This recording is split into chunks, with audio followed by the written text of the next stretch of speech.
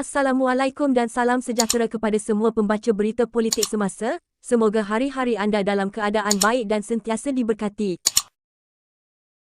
Hujan yang turun di atas bumbung rumah kedai lama kedengaran di seluruh kampung baru Gunung Hijau pada petang Selasa. Ketika penulis ini mencari perlindungan di hadapan sebuah kedai perkakasan yang berlampu malap yang terletak di salah satu jalan di kawasan Tronoh, penulis disertai pemilik kedai yang sudah berumur. Warga tempatan yang hanya mahu dikenali sebagai Uncle Low mengambil tempat duduk di kerusi rotannya sambil menyalakan rokok. Yang Zuqiang, nama Paul Yong dalam sebutan Cina.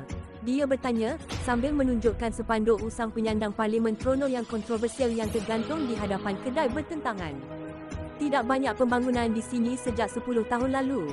Tiada apa, mereka hanya membina beberapa rumah dan bumbung untuk gelanggang bola keranjang berhampiran, itu sahaja, katanya. Ditanya sama ada dia akan turun mengundi pada 19 November memandangkan terdapat barisan calon baru kali ini, lelaki berusia 70 tahun itu menarik nafas panjang dan menyindir, tengok nanti macam mana. Langit akan tentukan. Kalau hujan, itu bukan urusan saya. Saya tidak kisah siapa yang menang, katanya sebelum meminta diri dan beredar untuk melayan pelanggannya. Meskipun mengambil cuti sabatikal berikutan sabitan atas kesalahan merogoh di Mahkamah Tinggi Ipoh pada Julai, Paul Yong yang merupakan bekas ahli dak dilihat masih membayangi saingan 6 penjuru di Bandar Tronoh yang sepi pada pilihan raya umum PRU ini. Penulis tidak dapat mengelak daripada memikirkan bagaimana dua calon khususnya yang pernah berkongsi parti DAP dan seorang lagi calon yang merupakan anak Paul Yong sendiri keluar dari bayang-bayang Yong dan mencipta nama untuk pilihan raya ini. Penulis kemudian ke pusat bandar untuk bertemu Brian Yong, anak lelaki Paul Yong, di mana dia berkongsi cabaran yang dihadapi serta visinya untuk membela bapanya. Walaupun diturunkan saat-saat akhir untuk mempertahankan kerusi Yong, Brian, yang memakai baju putih dan seluar hitam kelihatan tenang.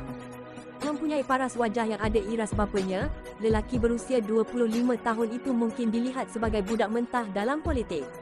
Namun, Brian mendedahkan bahawa dia telah terjun ke dunia politik sejak kecil kerana pengaruh bapanya. Saya sangat meminati politik sejak kecil.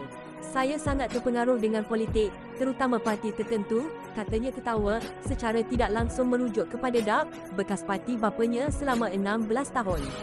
Ada satu tempoh di mana saya kehilangan semangat saya. Tetapi kini, ia telah dihidupkan semula.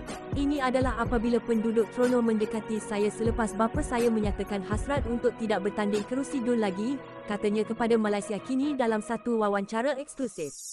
Paul adalah adun DAP selama 2 penggal dan bekas Exco Perak antara 2018 dan 2020. Bagaimanapun, karya politiknya terjejas pada 2019 apabila dia dituduh merogol pembantu rumahnya. Pada 27 Julai lalu, Mahkamah Tinggi Ipoh mendapati dia bersalah dan menjatuhkan hukuman penjara 13 tahun dan 2 sebatan. Dia sedang merayu keputusan itu. Brian, yang bertanding di bawah Panji Parti Bangsa Malaysia PBM, berkata penduduk tempatan menyedari sumbangan bapanya dan berharap agar dia terus berkhidmat kepada rakyat. Bapa saya telah menyelesaikan banyak masalah untuk rakyat dan dia telah membangunkan infrastruktur di sini. Sebagai contoh, Dewan Serbaguna dan gelanggang bola keranjang. Dia telah menjalankan tugasnya untuk berkhidmat kepada rakyat di Tronoh, kata graduan undang-undang dari Universiti East Anglia itu.